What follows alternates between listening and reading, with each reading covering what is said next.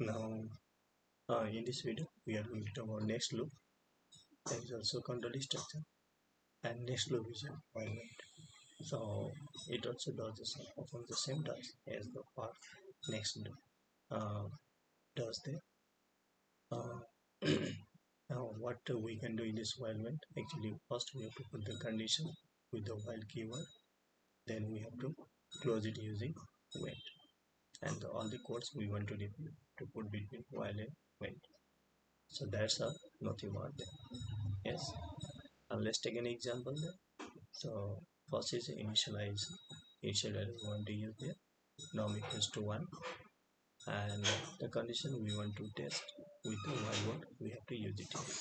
So printing, and whenever you want to change the value we have to use this statement num equals to num plus 1, or we can also put the num equals to num plus 2.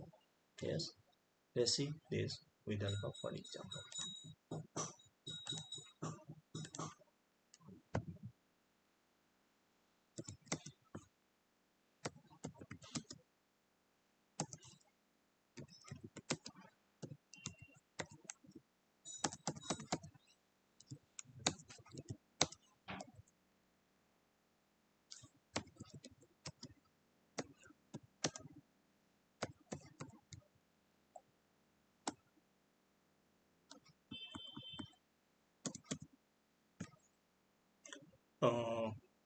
In for loop actually we have the step, but here we cannot use step. Step is applicable only with that for loop. In while when there is no way to use the step. Yes, learn it.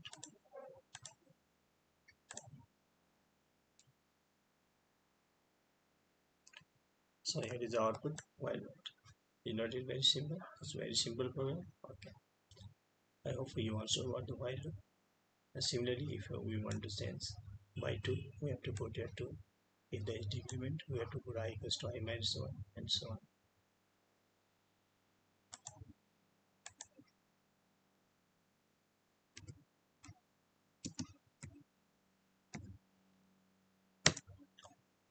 Okay, thank you.